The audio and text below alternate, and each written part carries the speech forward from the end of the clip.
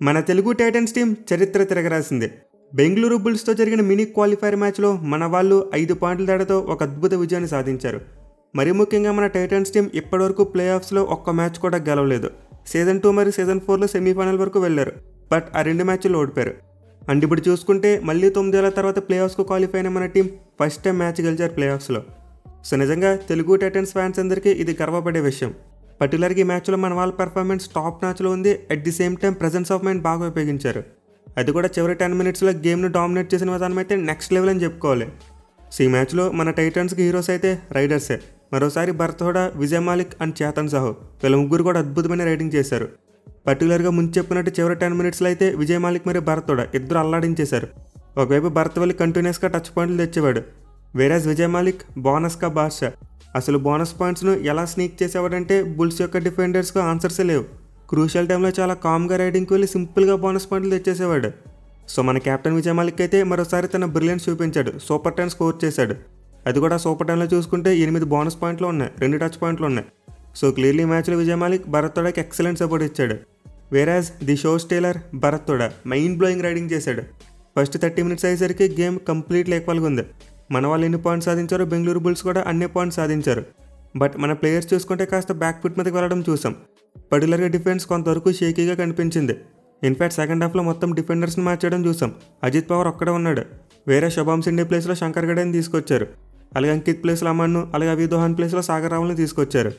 So ఈ move అయితే Titans టీంకు బాగా వర్కౌట్ అయిందని చెప్పుకోవచ్చు. ఎందుకంటే ఈ మ్యాచ్లో మన మెయిన్ డిఫెండర్స్ అంత కాన్ఫిడెంట్గా కనిపించలేదు, ఆఫ్ కలర్డ్గా కనిపించారు. అది కూడా కార్నర్ డిఫెండర్స్ అయిన శుభాం షిండే మరియు అంకిత్ ఇద్దరు కూడా పెద్దగా రాణించలేకపోయారు.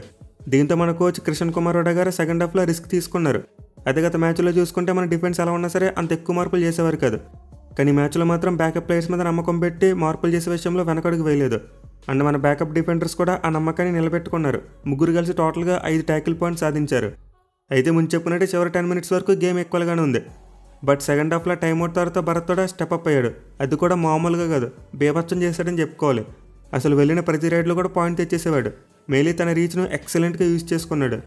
సో లాస్ట్ 10 మినిట్స్లో భరత్ హుడా అద్భుతంగా రాణించి బెంగళూరు బుల్స్ని ఆల్అౌట్ చేయడంలో కీ రోల్ ప్లే చేశాడు.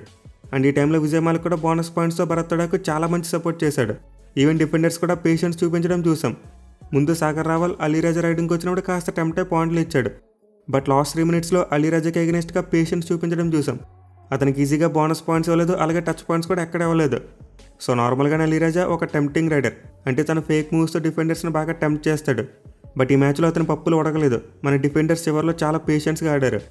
అయితే స్టార్టింగ్లో అతనికి చిన్న ఇంజరీస్ కేర్ అవడం కూడా మనకి బాగా కలిసి వచ్చింది. ఫస్ట్ హాఫ్లో అతని పెర్ఫార్మెన్స్ పెద్దగా ఏమీ లేదు.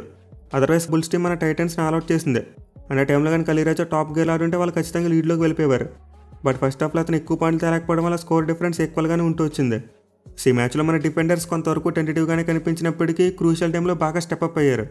అలాగే థర్డ్ రైడర్గా చేతన్ సాహు కూడా 3 క్రూషియల్ పాయింట్స్ సాధించడం చూసాం. మెయిలీ మన టైటన్స్ టీంను ఒకసారి ఆల్అౌట్ బారిన పడకుండా కాపాడాడు. సో ఈ మ్యాచ్లో అయితే మన టైటన్స్ టీం ఓవరాల్గా అద్భుతమైన టీమ్ గేమ్ ఆడారు. ఆల్మోస్ట్ అందరు ప్లేయర్స్ కూడా టీం విజయంలో కంట్రిబ్యూట్ చేశారు.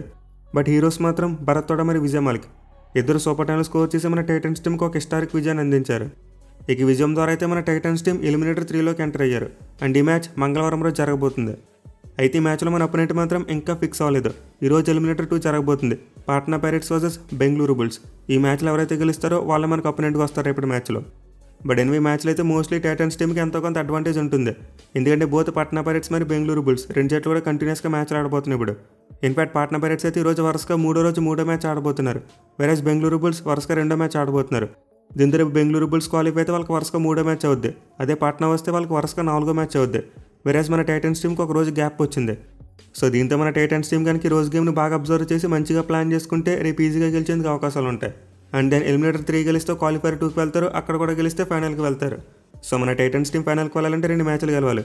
అండ్ 2 కూడా నాకౌట్ మ్యాచెసే, ఏ మ్యాచ్లో ఓడిపోయిన ఇంటికి వచ్చేస్తారు. సో చూద్దాం మరి ఈ సీజన్ అన్బిలీవబుల్ పర్ఫార్మెన్స్ ఇస్తున్న మన టైటన్స్ టీం కప్ కొడతారా లేదనేది.